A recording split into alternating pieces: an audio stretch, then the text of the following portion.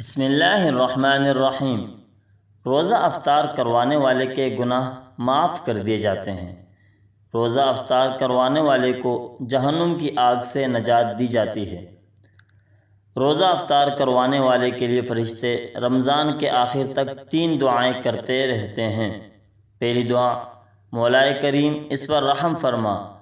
دوسری دعا، اس کی غلطیاں معاف فرما۔ تیسری دعا، اور اس کا عمل مقبول بنا۔ روزہ افطار کروانے والے کو روزہ دار کے برابر اجر ملے گا اور روزہ دار کے اجر میں کوئی کمی نہیں کی جاتی۔ روزہ افطار کروانے والے سے لیلۃ القدر میں جبرائیل علیہ السلام مصافحہ کرتے ہیں، اور جس سے جبرائیل علیہ السلام مصافحہ کرتے ہیں اس کو 2 فائدے حاصل ہوتے ہیں۔ پہلا فائدہ، اس کا دل نرم ہو جاتا ہے، رقت پیدا ہو جاتی ہے۔ دوسرا فائدہ، آنکھوں سے بکثرت آنسو نکلنے لگتے ہیں۔